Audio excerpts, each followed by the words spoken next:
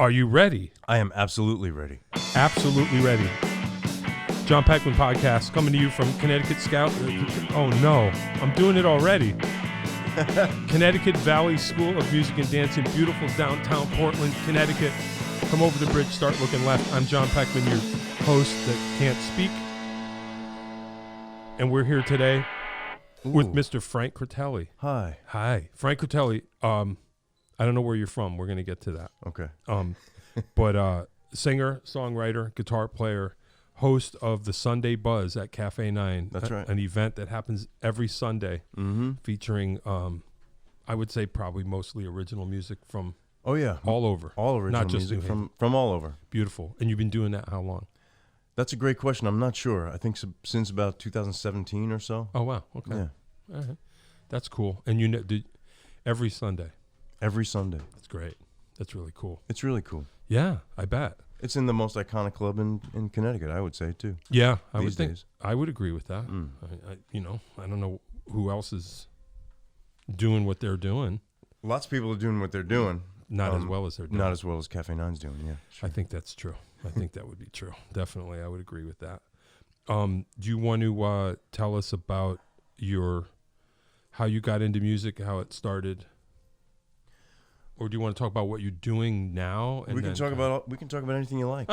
This is the John Peckman podcast. You get to call. I'm the least important part of this. I think I started music the same way you started music, and maybe the way everybody starts music, as a fan.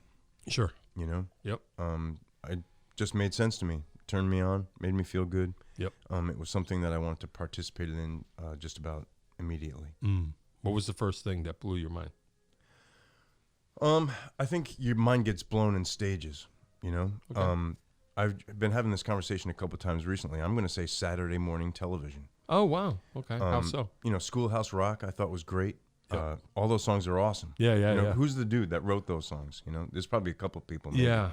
That's a good. Those are great songs. Yeah. And also there was a Conjunction show. Junction. Right, exactly. Yeah. Very melodic and, you know, great words and stuff like that. Yeah. But the Hudson Brothers used to have a Razzle Dazzle Hour. I remember that. Yep. And that was my first introduction to rock and roll. Wow. I guess. Yeah. You know, Hudson Brothers show. Saturday morning television. Hey Margolis. Yeah. Yep. Mm-hmm. Yep. Hudson Brothers. I remember and that. all those kids shows had a music component when you think about it. Sesame Street. Yeah. Yep. Yeah, definitely. That's cool. I could still sing some of those songs probably. Go ahead. 1, 2, 3, 4, 5, 6, 7, 8, 9, 10, 11, 12. Bum, bum, dum, dum, bum, It's a badass tune. That's totally cool. Yeah. Horn section on that. Yeah. One. Smoking. Yeah. Smoking hot. Doing the pigeon. That's a good one too. Right. Oh yeah. I was real big on. I used to like Zoom. Me too. Zoom. Right. ZOOM box 350 Boston, Mass. 02134. Send it to Zoom. I can't believe we just remembered that. What's a Zoom phenomenon? Wow. Zoom. Hang on, you'll see. That's right. Zoom. Remember, I'm Bernadette, and she did. She did that thing. Right. She was cool. They used to do those science experiments too, you know, like, and I tried them on my kitchen table when I was a kid. You know, you make a big giant pile of salt and pepper, and you comb your hair, and then you hold the comb over the thing, and the pepper jumps up. I kind of remember that. Do you know what we're talking about? Yeah. No, Zoom. It was like like on PBS. I heard on NPR. I heard an interview with Rita Moreno, and she was on Electric Company. That's right, Electric Company. She was the Hey You Guys person. That's right. That's right. To this day, because I always had problems with my left and right, and I still do to some degree. Okay. And I can still even picture this. It was Morgan Freeman taught me left from right. He was easy reader, and I remember it was so simple. They did this throughout the episode. It would just be a segment. He would come onto a dark screen, and it had the word left over here, and he would pop up and just go left, and just point over there until you just like, okay. Yeah, that's left. That's left. And it learned still it is. as holding it out like this. Right. You know, with the one that makes the actual L. Gotcha. Your left hand. Yeah. No, that's interesting. I never got that far. Oh. I dropped out before I got. Well, Morgan Freeman taught you already. You're like, I know that. I don't need any tricks. Yeah. Totally. What are you talking about? Morgan Freeman. So how did you start? Is guitar your main instrument? Yeah. And so when did you are like, I gotta get a guitar and figure this out? I think just about immediately. It just took a long time. You know, I used to sing songs in my head all the time. Okay. I think I've said this before. I think I mostly come to music from a lyrical place. Okay. That's cool. I like melody and things like that because that was, you know, what I saw on the television, I guess. You know, Yeah. And how I started. It was the easiest one because I had the instrument already. I got in my head. You know. Cool. I picked up a guitar later on when I saw my friend Tim O'Connor playing guitar. Okay. You know. Yeah. And I wanted to learn that and be like, oh, what's that chord called? Yeah. Where your fingers are. You know? Yeah. And I would watch him. So you started writing and making up songs right early? Oh yeah. Wow. Mm-hmm. That's cool. That's different, I guess, from some people. You know what I mean? I don't know. Well, you know, I would imagine. Did you start drumming on things early on? Yeah. Yeah. Yeah. But I mean, like thinking that you're going to write your own things, make up your own things instead of learning what's already there. I think in my experience, those people are different. You know what I mean? Yeah. Writers. I do. You know? I do. Like the cool. difference between cover acts and original acts. Kinda. You know what I mean? Some people don't want to write songs; they just want to play the guitar or the drums or something. Right. They're interested in the tool. Mm-hmm. I was interested in writing songs from the start. That's cool. What was your very first song? I remember it was called "I Like the Monkees." That's great. Yeah, I do like the Monkees too. Sure. I like the Monkees and the Beatles. Bum ba bum ba bum bum bum. Kind of went like that. Similar to the Sesame Street theme song. Sure. You know, so you would I tell was people stealing early. You know. like, check this song out. It's called yeah. I Like the Monkees. I don't know if I did that, but I did sing it around the house and stuff. That's cool. Yeah. That's cool. We just well, you know Rich Dart, right? Yeah. Yeah. He was. I was just thinking about him because he's out there with the Monkees right now. Look at he that. He likes the Monkees. Yeah. Yeah. Cool. So when did you finally get a guitar and put it all together? I think I got my first acoustic guitar when I was in college. Oh, wow. Okay. I may have had one, you know, a borrowed one or something like that before then, you know, when I was in high school or something. But I bought a guitar when I was in college. Okay. And that's when I started to play in earnest. Yeah, right. How did Ernest feel about that? He didn't mind. He sold me the guitar. It was $100. You know. Wow. Was it difficult for you? I never learned to play guitar, so I don't know. You know, I kind of knew where to put my fingers, and I've always been a visual learner. So if I watch somebody do something for long enough, I can pick it up a little bit. You know. Cool. So I'd watch other people and how they formed chords on the neck of a guitar, and that's what I did. You know. And so I would imagine. So you didn't become like the super hot lead guitar player. You were just like, this is going to accompany my. Yeah, absolutely. You know, yeah. I wish I would have taken a lesson at some point. I think it may have informed my songwriting a little bit. Never too late. It's never too late. You know, it might be too late. I don't know. It might be. We don't know. It's a nightmare. Yeah, it's all right. It's okay. Thanks. I wish I was I wish I was a better guitar player. No. But I'm functional enough to be able to do what I do. Yeah. Yeah. Well, you know, I mean, it goes either way. Yeah. You know what I mean? Not like, you know, guys like you, who I remember one time I was listening to you talk to Johnny Java at Cafe 9 after a Mockingbird Saturday night. Oh, wow. And you were talking math. You were like a mathematician to me.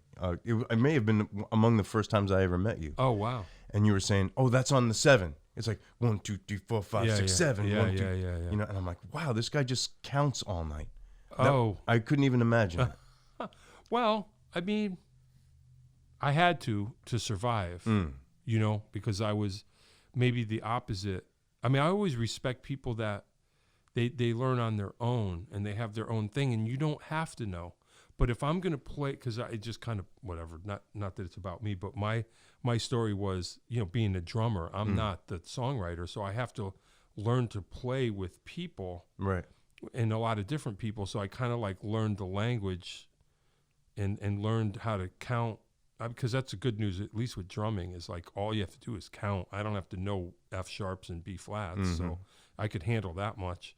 But that was just out of survival, of like, how am I going to learn, for example, like a James Velvet song that's odd according to the way it's. And his stuff was deceptively odd. Yeah, it was wacky. But it was great. I mean, him and John Lennon and probably your stuff. People who are naturals, they're following their melody or the lyric line without the 100% adherence to the symmetry. That's fine. I mean, John Lennon songs are some of the trickiest songs to count, but he never counted them, and he changed the world. That's so right. I mean, who cares? Yeah, it makes sense. It's just for people like me that I have to fit myself into the situation. I learn how to be a mathematician at times just to survive, but I don't think that it's necessary. I always look at it like, if songwriters who may or may not know, they're the ones that create the songs that we play. Right. If it were up to me, the songs would all be math, and no one wants to hear that. James used to say that he would tap out a song to himself. I bet. Like that. Yeah. No, James Velvet. I mean, can you imagine if he were alive? He would have been here by now. Oh my goodness, yeah. Yeah. He'd have his own. He'd still be doing the local band show. Yeah, he would. Yeah, definitely. Yeah, no, there was nobody like him. That's right. That's right. So do you recall the first song that when you finally put it together on a guitar, you started writing songs right from then? You right away? Just about. Wow, that's cool. I learned a lot of other people's songs too. Okay. To get better on the guitar and to be able to sing and play at the same time. Yeah. And then it was off. Then you were just like, okay, I'm going to do my own thing now. Pretty much. That's cool. That's really exciting. You kind of just figure it out. The songwriter path is different than... Well, it's like anybody. You know what I mean? Some people just have natural affinities for things. You know what I mean? I've seen people cook a great meal. Yeah. Off the top of their head. Yeah. It's, artfully displayed on the plate and everything like that. Right, they're just natural. Or, step in front of a canvas and paint a picture and it just falls out of them. I wish I had that sort of artistic talent, you know what I mean? The songwriting thing always just sort of worked for me, And so you think that's where your greatest talent lies in there? I don't know. Yeah, right. Maybe. It's not for you to say. I'm not sure, I like doing it. Yeah. I know that. Well, that's important. Yeah. Right? It's important to me. Of course.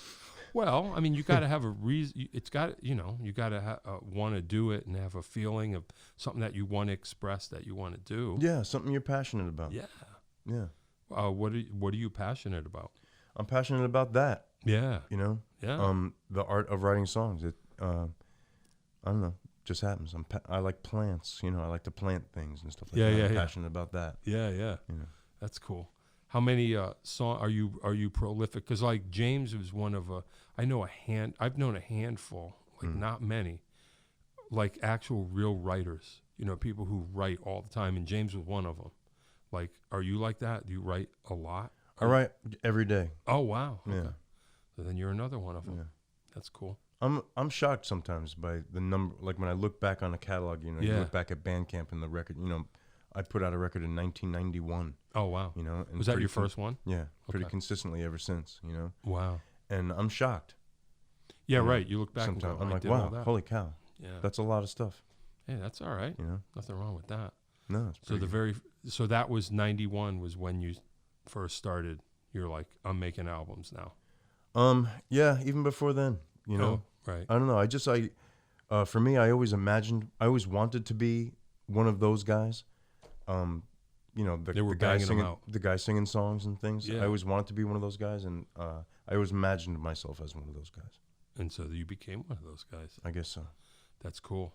91. What was it called? It was called Back to School. Back to School. Schoolhouse. The song, Schoolhouse Rock type song. Yeah, exactly, exactly. Where did you record it in 91? I recorded it at Jeff Scoville's house in Jamaica Plain in Massachusetts on the Orange Line. Okay, I don't know. Is that were you up there then? Yeah, I was. I lived in Somerville, which is on the Red Line. Okay. And I used to busk on the streets around there and stuff like that in the late 80s and early 90s. Okay. And I recorded it at his house. Wow. Well, I forgot to ask you, so where are you from? I grew up in Levittown, New York. Oh, okay. Where's that? That's on Long Island. Oh, okay. Right smack in the middle in Nassau County. Okay. So that's where you started. Yep. And then what? You ended up in Boston at some point. Yeah, I spent some time going to school in the Berkshire Mountains of Massachusetts. Okay. Lived in New Hampshire for a little while. What'd you study? English communications. Oh, cool. Yep. That's cool. Yeah, it was nice. So you're up there, and then that led you to Boston somehow? Yeah, a little bit of a circuitous route. Sure. But I ended up over there, trying to sing songs. Yeah, yeah. What did you imagine? You were like, I'm going to get a record deal, or I just want to continue this path? Why Boston? Just because you were up there? It was a nice spot for singer-songwriters to go. Okay. You know, Tracy Chapman had come out of there just a few years earlier, I see. that there was a glut of, clubs to play and things like that. I see. And a rich street music scene. Okay. So I played a lot on the street, kind of, honing and. So that was a good scene for you. Yeah, it was great. That's cool. It was great. You could go to, an open mic every night of the week in a really cool joint. Wow. Yeah. How long were you up there? About 2 years. Oh wow. So you did got a lot of things done up there. I tried to. Yeah. I played songs every day. Yeah, you know, whether it was on the street or at the open mics. Yeah. Or in the train station or something like that. You made your first record. And made a first record. Yeah. How'd you hook up with that dude? At some open mic someplace. Nice. Yeah, probably Naked City in Alston, or the Nameless Coffee House in Cambridge or something. Is that scene still? Who knows? Maybe at some degree. I don't know. I just mentioned to somebody today I hadn't been to Boston in a long time. Yeah, me neither. Yeah. I imagine it's still pretty cool. Yeah. There's some iconic clubs there too. We were talking about Cafe 9. Yeah, One of the most iconic clubs is Club Passim, a real, folky sort of thing. Yeah, I never was in the Boston scene much. Yeah. It's a good town. Yeah. Yeah, that's cool. So then what made you leave Boston? Fear. Of? I looked at guys 10 or 15 or 20 years beyond me and still doing the same thing, playing on the street. You know what I mean? Mm-hmm. Missing teeth, and I'd see them in the same soup kitchens I was eating at. You know what I mean? I'm like, yeah, all right, this might not be so great. Maybe I should get a straight gig for a while or something. So I came back to Connecticut and I went to school at Quinnipiac and got a teaching degree. Oh, okay. Yeah. So you decided, but still probably playing music the whole time. Oh yeah. Okay. Yeah. Well, I just did it down here. Yeah. Right. So then you're at Quinnipiac, so you're kind of making the New Haven scene a little bit. Mm-hmm. Most definitely. And then there you are. Back then, Toad's Place used to be great. I used to get a lot of opening acts. So this would be 92, 93. Yeah. Somewhere around. And from there to about 96 or from 95, I got a job. That's cool. Yeah. While going to school, while playing, doing all of that. Well, after I got out of school, I got a job as a teacher. Oh, really? Yeah. Where? In the Meriden public school system. Oh, wow. For how long? I worked there for 20 years. Wow. Yeah. Mr. Critelli. That was it. That's you. That's me. That's English? Yeah. Oh, wow. Hey, that's cool. It was a great job. I always when I was a little kid, I wanted to be a librarian or an English teacher. That was my dream. Was it cool? It was a wonderful job. Yeah, wow. Until it wasn't anymore. These things happen, I guess. Sometimes. What was what grade? I taught everything from 6 to 12. Wow. Cool. Yeah. What was your favorite? I'm trying to imagine in English like what the curriculum was. You know what I mean? Like as far as literature. I liked it all, but I definitely liked the high school stuff. Yeah. I loved teaching Hamlet, for instance, or something like that, or 1984, or One Flew Over the Cuckoo's Nest. Yeah. Those are all great things. Yeah, that's cool. So formed a lot of young minds. Maybe they formed me too. Yeah, right. It's a transference, and that's how that works. Yeah, I think that's really cool. I mean, I think that's exciting. I would have done that with my life. It was totally exciting. There's something special, I think, about being around youthful energy and talking about literature all day. Wow. Yeah, that sounds like a good gig to me. Oh, it's a totally great gig. Yeah. No, yeah, I'm into it. I just doing kind of my little drum teaching thing, but yeah, I'm all about the youth. It's awesome. Yeah, they give you energy. Oh yeah, all the time. Yeah, hilarious. Yeah. Funny. Yeah, totally. No, I'm into it. Do you have kids? No. Me neither. I have 2 stepkids. Oh, there you go. I'm not a parent. Yeah. No, me neither. Yeah. So I think I kind of get maybe the good parts of it without the bad parts of it. Sometimes get that youth energy, the kid energy. Totally. It's funny.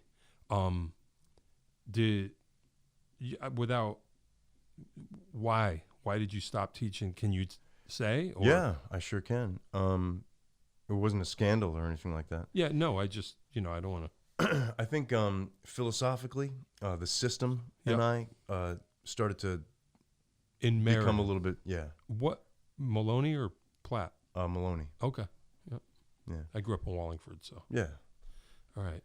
It just, things started to change? Yeah, the whole system started to change, and it was something that, I don't know, it was getting in the way of me doing the job the way I wanted to do it. Mm. Yeah. When I first got it, was there was creativity involved. Yeah, yeah. And then after a while, a lot of that stuff kind of moved online. You know what I mean? I see. And it just got different for me. Yeah, yeah. And you just thought it's time. Yep.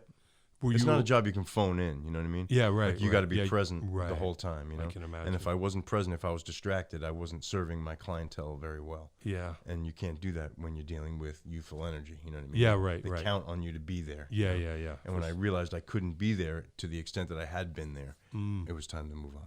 Wow. Was there? Were you alone? I imagine. Maybe if that was, what year would that be? I graduated in 2016. Oh, wow. Yeah. Okay. So that was like the first big change. Like I can imagine there might have been other people, like teachers like you who have been there a while, that was a change.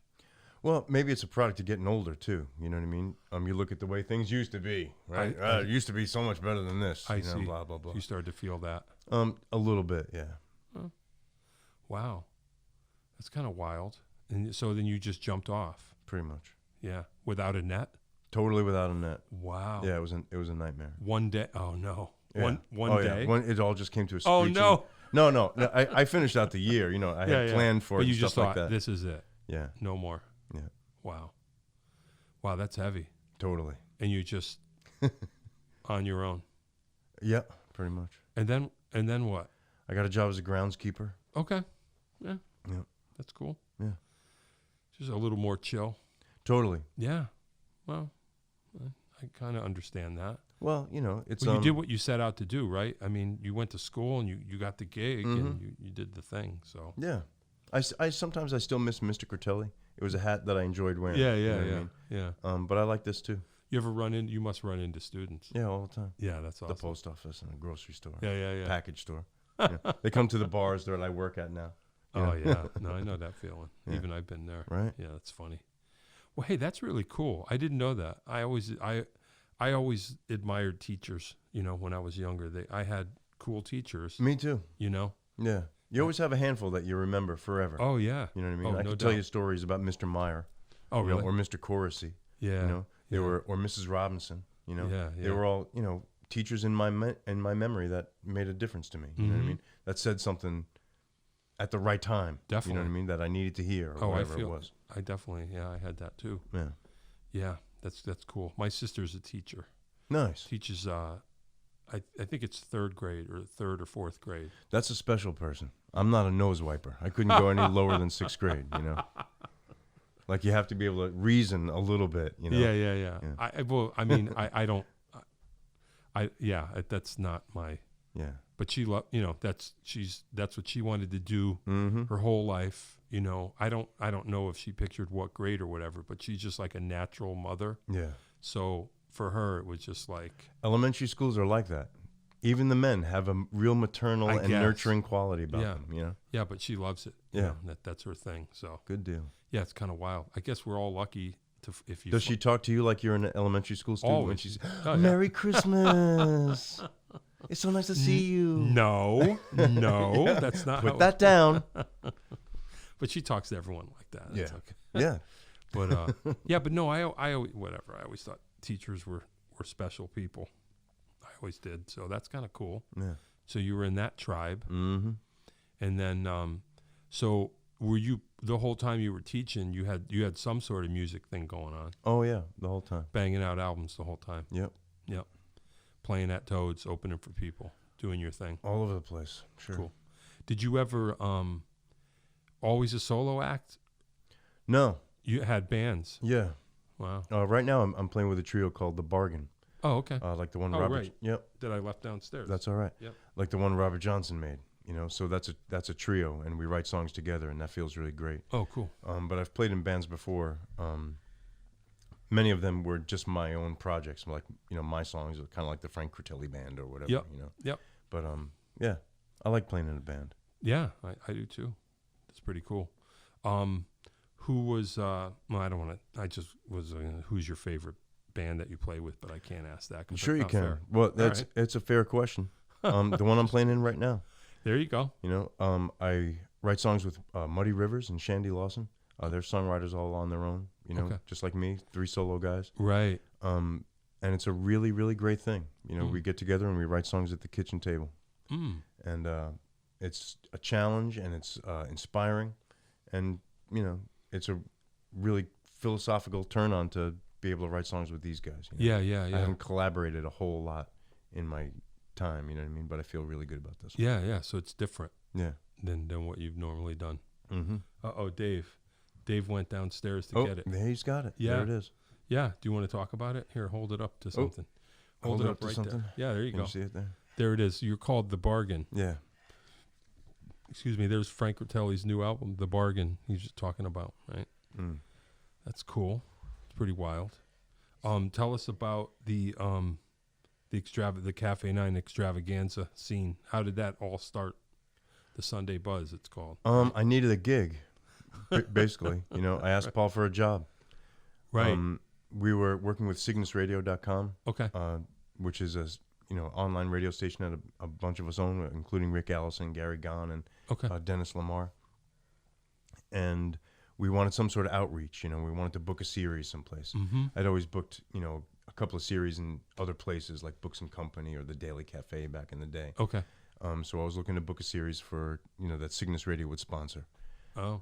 So I put a name on it, the Sunday Buzz. There's nothing happening here on Sunday from 4 to 6. Right. Let's do a show. Right. Know? So you had a program on Cygnus. Well, I didn't actually have my own program at the time, but lots of other people did. I just sort of worked outreach for them. Right. Oh, I see. Yeah. I see. So you thought, I'll be the host. Yeah. And so is it always your Sunday, you try and get the artist that you feature, like you coordinate the whole thing so that... I don't coordinate the whole thing. I've done a lot of the booking over the past several years. Yeah. But Paul certainly does a lot of booking. He brings in a lot of the great acts, you know, cool. like Al Anderson or Christine Ullman. Yeah. Fernando Pinto has done some. Yeah. I'm sure we've had Manic Mark drops a couple in on a Sunday every now and then. Okay. So lots of different people have and then their fingers in it. feature them on the show. Like you try and tie this all together, or is it just whatever at this point? Well, it's just whatever at this point. But yeah, we certainly play the music, you know. Yeah. Now with Rick Allison, I co-host a local band show on PLR and Cygnus Radio. Right, cool. And I'm on the Allison Transmission every Wednesday. Oh, wow. So we always play a lot of the acts that we're going to feature in the upcoming weeks. Or whatever, you know. So you play have a lot of Connecticut music and stuff. people are just showing up every Sunday, just going, "Let me have it." Do you think is that? Sometimes, you know, sometimes, like, you know, we've had bigger shows that are ticketed and things like that. Yeah. So, you know, people have to buy tickets to the show. Yeah. But most of the time they're free, and people just, you know, come. Yeah. You just see because they know that whatever's going to happen is going to be good. Of course, it's Cafe 9. Right. You know. Yeah. We're not going to book any. We have to be there. We want to hear something Right. good. So You know, we're not going to book crap. that's the best. That's the best way to do it, right? Because you're Yeah. gonna Why would I subject myself to this, Dave? Exactly. I don't have to. Right. Yeah. Yeah. You're going to book what you want to Yeah, hear, people exactly. you want to hang out with. Right. That's awesome. Yeah, that's really cool. I might have done 1 or 2 of those at some point. I'm sure you have. You know. So that's going strong. Yeah. You doing? Does it keep you busy? Too busy? Or Sometimes it feels too busy. You know how life is sometimes. Yeah. When it creeps up on you and all. Yeah. But other than that, I have a pretty good time at it most of the time. Yeah, that's cool. That's really cool. So 4 to 6 on Sunday afternoon. Yep. That's the scene. That's the scene. And you're going strong now because we're kind of. Oh, yeah. We're like in the zone. Yep. We're in the, okay. We shut down for a while. Must have been. More than a year, I'm pretty sure. Oh man. Yeah. It's crazy. Did it plug right back in? For the most part, yeah. I think it was slow going at the first, but it seems back mostly in full swing these days. Yeah. Yeah. Well, that's good. That's good. So, do you reach? How does it work? In case anybody wants to, in case anybody who doesn't know about it, here's us. Do you reach out to people? They reach out to you, or both, or Both. yeah?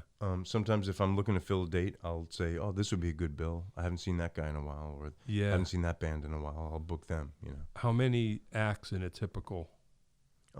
Usually one and an opener. Oh, okay. Oh, that's not. But we bad. do special stuff sometimes too. On November 21, we're doing a longer. It's going to go from 2 to 9, and it's a benefit for the downtown evening soup kitchen. Oh, okay. So the jelly shirts are headlining at 5. Sure. But there'll be a bunch of acts before and a bunch of acts after. I got you. So it's not, you're not digging up 5 acts every week. No. Okay. No. Okay. I hate those bills, don't you? Yeah. That's the worst. Yeah. That just, I wasn't sure. I like a short opener, a feature. Yep. Out the door. Out the door. And then they can do whatever they do on Sunday night if they do anything. True. Right? Yeah. I also book shows for the Old Church Acoustic Series. Okay, so tell us what that's all about. That's in Meriden. It's like a traditional church coffee house type of deal. Where is it? On Colony Street at the, I guess it's the first Meriden Church Congregational of the something or other, blah, blah, blah. What's it near? I'm trying to picture It's across the street from Gallery 53, the art gallery over there. Okay, I think I know. There's only one big giant church on that block. Yeah, I think I know where that is. So what goes on there? 3 acts at a half an hour each. Oh, wow. With a short break in between. And when is that? The first Friday of the month. Oh, okay. That's cool. Yeah. So Meriden people showing up? Oh, yeah. Oh, great. Yeah. That's cool. And, it's a good series in a great sounding room. How long you been doing that? We've done it for a little while now. Mike Wilcox actually founded it at an old church in Rocky Hill, the Old Stone Church in Rocky Hill. Okay. And he'd been doing it for about 5 or 6, I think 5 years or so. And then he passed it on to his buddy, David Cooley from Meriden, and he moved it there. Okay. And that's when I got involved when it came to Meriden. And how long ago was that? Got to be right before the pandemic. Oh, wow. Okay. Yeah. Okay. So you haven't been doing it as long as the Sunday Buzz? No. Okay. So this is kind of the semi-new thing. That's why the Christine Ullman show at Hubbard Park was... That's right. That was the tie-in. Yeah. That's pretty cool. Yeah. So acts from all over? We're trying to reach out a little bit further than just Connecticut acts, but so far we've had mostly Connecticut acts. That's cool. Yeah. Who was your... See, I keep saying who was your favorite, but like who were you really psyched to get at the church? I'm really psyched to see Rex Fowler. We got him for December. Oh, nice. Rex Fowler of Aztec Two-Step. Yeah. Oh, yeah. So I'm real excited about that. That's, I think, our biggest booking so far. Yeah, that's cool. Yeah. Is it in the church? Yep. Wow. Yeah. Wicked tall ceilings. Yeah. 350-year-old building. Yeah. We're hoping our goal is to have enough of a crowd to put them in the balcony. Wow. Yeah. So you can have a balcony and stuff. That's kind of awesome. Yeah. Yeah, it's a great room. Yeah. It's ticketed. You can buy tickets online. Go to old with an E, churchacoustic.com. But you can pay at the door too, and it's only $5. Old Church Acoustic. Yeah. First Friday of the month. Yeah. Meriden, Connecticut. Mm-hmm. $5. $5. Music. Yeah. And the church ladies cook a meatloaf dinner beforehand. Whoa. It's very nice. Nice. That is nice. Meat on Friday? Hey, man. It's not Catholic. They're like it's not Universalists or something. Okay. All right. Yeah, Congregationalists. They eat whatever they want. Right. Cool. Yeah. That's fine. Yeah, that's cool. That's exciting. You're just going to do that until you run out of acts in the universe, and then you can just start back. That's the thing. There's always somebody brand new. Hey. We're talking about youthful energy. There's a whole crop of new people coming around, and they're writing great songs. Wow, that's cool. So I feel like...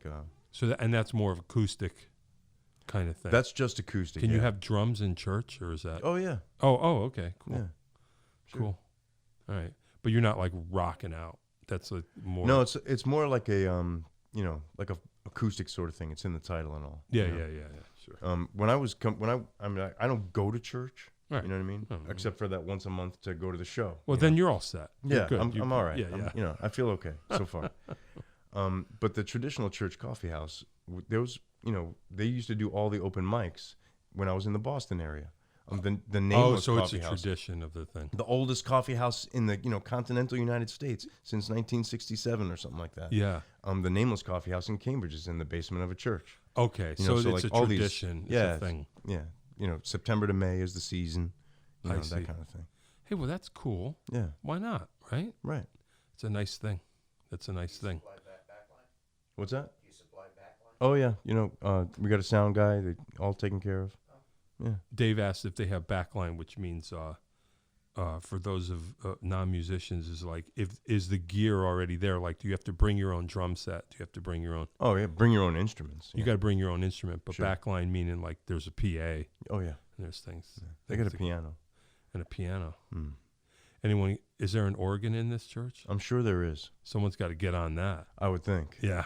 At some point. I'm gonna start looking for a good organist. You know what I'm saying? Right now. Get somebody up on there. Wow. Oh yeah. Yeah. Can you imagine? Yeah. That's kind of wild. That's Mhm. wild. Trying to think. How many albums have you said that you? How many? Like Have you- 20, almost 20. Wow. Yeah. 20 albums. It's ridiculous. Yeah, it's crazy. It's nuts. You probably recorded everywhere by now. I recorded a bunch of places. Mm-hmm. Yeah. What was your favorite place? Why am I stuck on favorites? Favorites are okay. Okay. It's nice to have positive experiences in all places. Well, I don't want to exclude. I don't want to exclude anybody. Right. You know, by saying favorite, but I just I can imagine if you made that many records, you've gotten around. Mm. And I think I look at it not as a like a favorite studio to record at, but maybe a favorite experience okay. during the recording of that particular project. Because some of them were difficult, Sure. Recording's not always easy. Sure. And sometimes it gets dragged out for a longer time than it needs to. Yep. I like when things happen fast. Sure. Yeah. So that first record, we were mentioning at Jeff Scoville's house, Yeah. which was, his studio was called Your House in Jamaica Plain, Massachusetts. Yeah. Right. Did that in an afternoon. Wow. Just sat in front of two microphones Wow. and just played the guitar, Just like Robert Johnson. Just like that, sort of. And that was a great experience. Then we had lunch, and then I went home with a finished product. Can't beat that. Yeah, it was a very nice experience. Yeah. Not too far from here, I recorded a record with the FCB, the Frank Critelli band. And we did that we did the basic tracks in an afternoon, just an EP, 5 songs. Wow. At the Coffee House studio yeah. with Mike Arafay in Middletown. Oh yeah. No, we And- love Mike. We had Mike here Yeah. pretty early. Yeah, Mike's awesome. He knows how to get things done. Well, and so did we on that particular day. Right. You know what I mean? So Right. I love that particular experience, Mm. But I've also had, negative experiences where you're recording the same record for a year and a half and you just want to be finished with it. You know what I mean? Yeah. And it's a pain in the neck. Yeah, I got you. Well, Yeah. especially if if you're prolific. Yeah. You want to document this period of your writing, Right. so you can move on to the next one. Well, we always, I think local guys do it backwards. Like the big guys record a record Yeah. and then tour. Okay. You know what I mean? Springsteen records a record. He drops a record of 12 songs you never heard before. Right. And then he goes out on tour to play those songs and push the record. Sure. Right? We write a bunch of songs, play them 500,000 times each in the clubs, and then record a record. Well, So it's a little bit backwards, I think. But- Records are culmination. So by the time I'm in the recording studio Right. doing the songs, I want to move on to the next songs, the new Right. batch that I'm writing now. You know what I mean? yeah, but you in a way you might be better off. I bet you a lot of people. I mean, I've been in bands like that where, I suppose that's why some bands make the live album because, you write it in the studio, you record it, and like you say, sometimes these things can drag out Mm-hmm. and become so piecemeal that you don't have a vibe Right. or whatever, and then you play a bunch of gigs and you're like, oh man, I wish you could make that record again. Yeah. So in a way, the way you're doing it kind of makes a little bit more sense. Maybe. I mean, I felt that way about bands that I've been in. It was like, you're like, man, I wish we had a live album. Because by the time you play them. Yeah, they're changed a bunch. Yeah, yeah. They, continue to evolve. Yeah, definitely. Wow, that's kind of cool. What was some of your favorite, you said that, some experiences, some albums that you enjoyed the most? What were those? What would be a standout for you and why? Well, the two I mentioned, but also a lot of the stuff that we're recording lately with The Bargain. Okay. These days things are different. Not everybody puts out, physical records all the time. Sure. You put something on Bandcamp or it exists online only.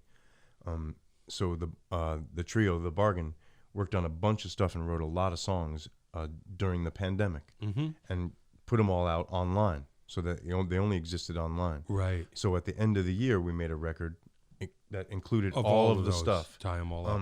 And 5 new songs that weren't on any of that stuff. Yeah. You know? So that was a really good recording process because I can look at all the songs on this record and see a progression from the beginning of the year to the end of the year. Yeah, right. You know, and that was really cool. Which is beautiful. It's like you say, it's a document. It's a recording of that time in your life. Yeah. So that was a good one too. And a lot of that stuff we recorded at home. You know, in Shandy's studio. You know. Oh, so he's got it set up. Yeah, it was all real comfortable and just enjoyable. Can't beat that. Yeah. Pretty groovy. Shandy plays the mandolin and probably a couple of different guitars sometimes on the record. Muddy plays the guitar, and I mostly just sing. There's a couple of songs I play guitar on. Oh, wow. Yeah. So it's like an acoustic record, more or less. For the most part. There's some electric stuff on there, and we have some bigger stuff that we're working on now. Mm-hmm. But for the most part, this is an acoustic record. Yeah. And that was the idea going in. You just said, let's make something. I don't know if we had an idea going in. Yeah. We just... But, I mean, you didn't get a drummer and like, we're going to rock out. Just no, but I can picture it. Yeah. I imagine us as a 6-piece. Oh, to wow. The truth, yeah. What would be the other pieces? A guy who was like a hired hand, like a hired gun, like a piano player and an electric guitar player. Yeah. And then a rhythm section, bass and drums. Yeah. And then Shandy could, play the mandolin and Yeah. whatever guitar he wanted to. Yeah, you could move around. Yeah. Muddy would play his acoustic or maybe his electric, and I would sing. Yeah. Well, it could happen. Oh, yeah. Yeah. What are you doing? You want to rehearse it out a little bit? Check it out. Yeah, you could be. Yeah, I'll listen to it. You can do math for us. Yeah, I'll do math. Yeah, I'll tell you where. Yeah, right. I'll count the whole thing out. Yeah, it's funny. Wow, that's cool. You have plans for your next album already?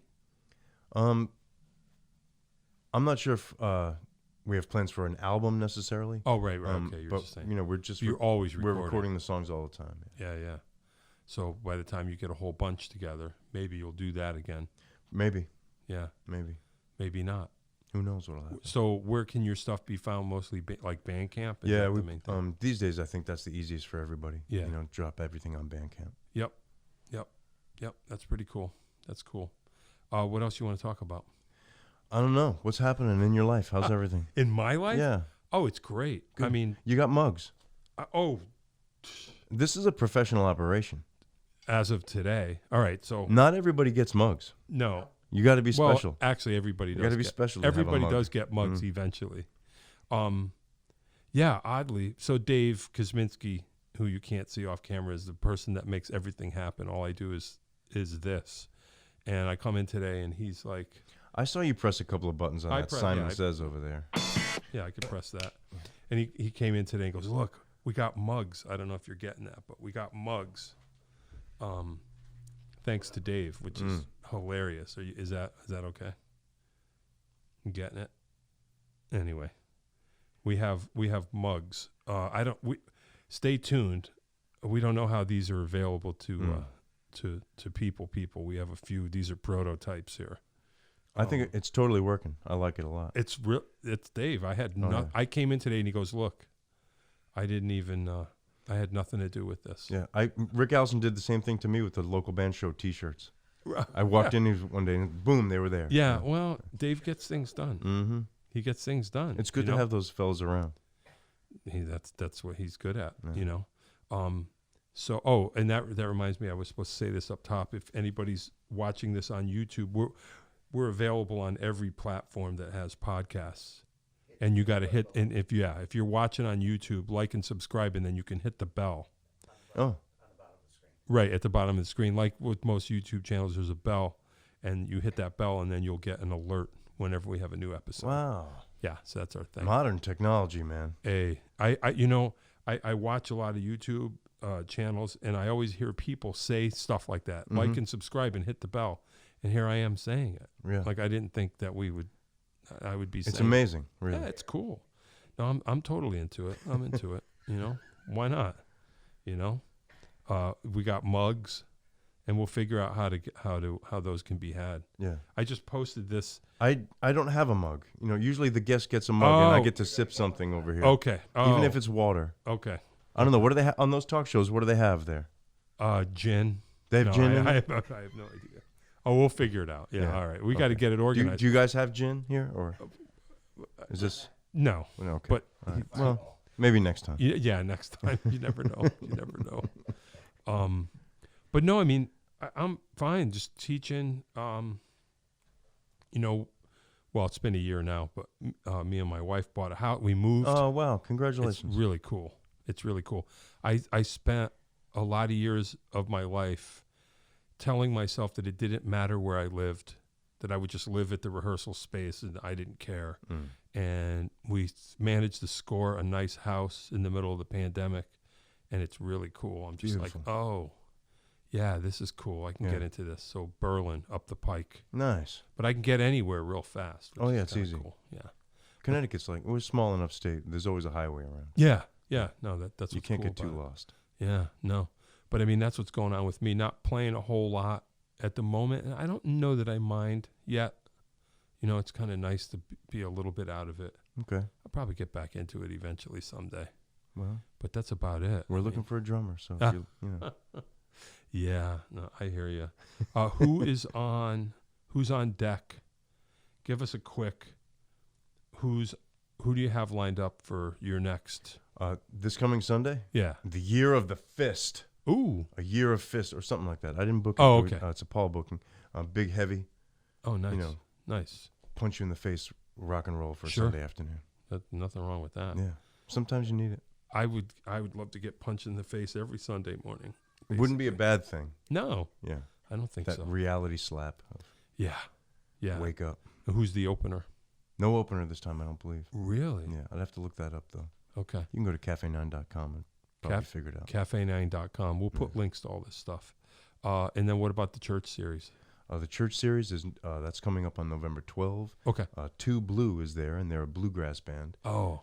They just played at Podunk, I believe, and they were really cool. Oh, wow. Pierce Campbell, who Oh, was yeah. the 2007-2008 Connecticut State Troubadour. Yep. I play with And- Pierce sometimes. Yep. And I think from Portland, Connecticut, Steve Dedman from You know who- Plywood Cowboy. Oh, okay. Dave knows. Yeah, that's cool. Yeah. Yeah, I've known Pierce forever, ever. You know. Yeah, he's been Yeah. around for a long Oh, time. yeah, he's He's a awesome. great guy. Oh yeah, he's a great guy. And a smoking hot guitar player, too. Oh yeah. Oh yeah. No. Yeah. Pierce can do anything. Yeah. Hey, that's cool. Well, I'm trying to think of.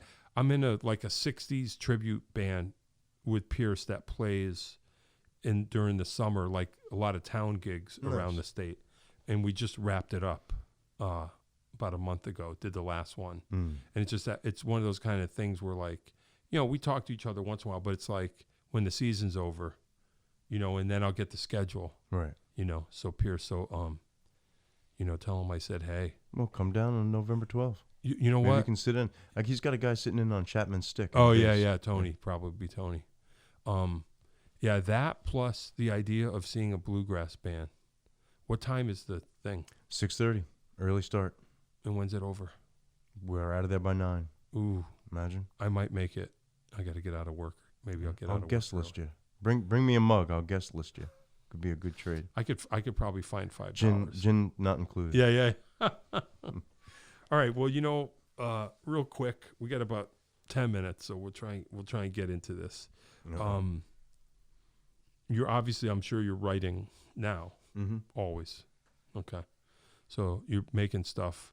I usually ask people that are more instrumentalists about their practice routines because I find it interesting that some people practice and some people don't. And I just find that interesting. But I would imagine that you're not, because you're not focused on being an instrumentalist, you're probably not practicing. Unless well, you by are. practicing, if you mean, like repetitive action, Yeah, then I do that every day. Yeah, right. I work largely by myself. Like I said, I'm a groundskeeper. Right. So I sing to myself all the time. Right. I sing in the car You're doing it all the time. Yeah. So I practice, vocal melodies and things like that, and I sing the songs to myself. Why not? I write every single day. Wow. I don't know if it's necessarily practice or just dumping your thoughts out on a piece of paper. You know what I mean? Some Whatever it things, takes. some things don't turn into lyrics, and they might never turn into a song. Yeah. But I think there's the practice of writing. If you're a writer, then you write. Gotcha. And if you're a singer, then you sing. Right. If it counts as practice, I guess. Yeah. It's not necessarily rehearsal. You know what I mean? I'm not necessarily rehearsing for something. But you're trying to learn anything. But you're sharp with it. It's always. I think so. Yeah. That sounds like the way it should be. Yeah. That's cool. Desert Island album or 2 or 3. I was hoping that you would ask me that question because you talked to Joe from Joetown. Yeah. Yeah. I did. Do you know Joe? I met him once. Okay. We have a couple of mutual friends, and I think yeah. I was in his studio in Wallingford once. Oh, well, yeah. That was a million years ago. Yeah. But I like his whole thing. You know what I mean? He's he's rock and roll. Yeah. And he talked about Exile on Main Street. It's the perfect record. Okay. You know. Yeah. So I think the perfect records should be on your Desert Island mix. Yep. The White Album. Yep. Is another one. Agree. White Album, Exile on Main Street. Sure. Mona Bone Jakin and Tea for the Tillerman by Cat Stevens. Oh. Perfect records. Okay. Glass Houses by Billy Joel. Sure. Perfect record. Yep. You know, those are all in my Desert Island mixes. Wow. Okay. He asked if there was greatest hits or anything like that. So I would say the Best of the Band. Oh, yeah. You know, Yep. That would be a Desert Island album. 100%. You know? Yep. And just about anything from Dylan, but maybe Blonde on Blonde. Okay. Or Modern Times. Oh, see, I don't. Yeah. I haven't kept up. No. You know, with Dylan I haven't kept up with every little thing, but yeah, that was the big turnaround, right? Was that his beginning of his the next phase where he started to bang out really good? You know, he had so many phases. Who knows? Yeah. Elton John once said that everybody gets a 5-album stretch. Yeah, like all the big guys, your 5 albums and then you're done. Mm. Dylan's done that like 3 or 4 times. Yeah. Like a 5-album stretch of just excellent stuff. Yeah, I hear you. So just about anything from him, I think, is a Desert Island album. Yeah, sure, I would agree. Yeah, I'm into Blood on the Tracks. That's my favorite. Perfect record. Yeah, I think that's a perfect. You ever hear the outtakes of that? No. To get into it, he's got maybe 15 volumes of outtakes. Songs that got left off of other records. Yeah. So he's got a whole record called More Blood, More Tracks. Oh, okay. I'll look for all of the stuff. Yeah. That made Blood on the Tracks. Okay. Unbelievably great. Yeah, I'll check. But some of the outtakes, like Up to Me, is a song that will blow you out. Okay. It'll blow your mind. I'm into it. Yeah. I'm into it. Yeah. But left off of that record. I'll start getting into it. Yeah, that's cool. The food question. Favorite food. What could you eat every day? Macaroni. Nice. Or the shrimp and broccoli combination plate, from King's Garden in Meriden, Connecticut. Oh, where's that? Meriden. It's in the King's Garden, the old Ames Plaza. Okay. Yeah. They make a nice shrimp and broccoli over there. Right? Ooh. Macaroni with what on it? Sauce. Okay. A little Parmesan. Gotcha. Macaroni. Nothing wrong with that. I could eat shrimp a lot too. Shrimp. Yeah. Yeah, I'm not into shrimp. No. Shrimp. Yeah. That's about it. Yeah, I think so. Anything else you want to add in our remaining moments? I'm all set. Food. You good? Desert Island albums. What you're doing. What you've done. The concert series. The Cafe 9 scene. You hit them all. Yeah, pretty much. That's pretty much it. The local band show. Yeah, the local band show. Yeah. When's that on? Sunday nights, 10 p.m. Sunday nights, 10 p.m. WPLR. Local band show on PLR. All original Connecticut acts. All original Connecticut acts. Support your local bands. Yeah. Yep, definitely. Definitely you should do that. For sure. All right, Frank, Mr. Critelli. Thank you, Mr. Peckman. Oh, yeah, right? Mr. Dave. Yeah. Yeah, Kosminski. Kosminski. Yeah, Mr. Kosminski. Well, thanks for coming. I appreciate it. You got a nice little setup here, and I like what you do. So keep on doing that. Thank you. Thanks for the entertainment. Yeah. Hey, if nothing else. All this and mugs All this too. and mugs. Yeah. And our mugs on YouTube. Yeah. Right? How about that? Yeah, we'll get there. All right. Well, thank you for coming, Frank Critelli. Thanks, buddy. Yeah, you got it. John Peckman Podcast. Like and subscribe and hit the bell. Hit the bell for the announcement. John Peckman Podcast coming to you from Connecticut Valley School of Music and Dance in beautiful downtown Portland. Come over the bridge and start looking left. Do you know Tom Izzo? No. You know Tom? That's Tom. That's cool. Playing guitars. I'm just playing drums. Yeah, Tom's awesome. He was on a few weeks ago. Thanks for listening, kids. Really appreciate it. Thank you, Mr. Critelli. Thank you. We will see you again.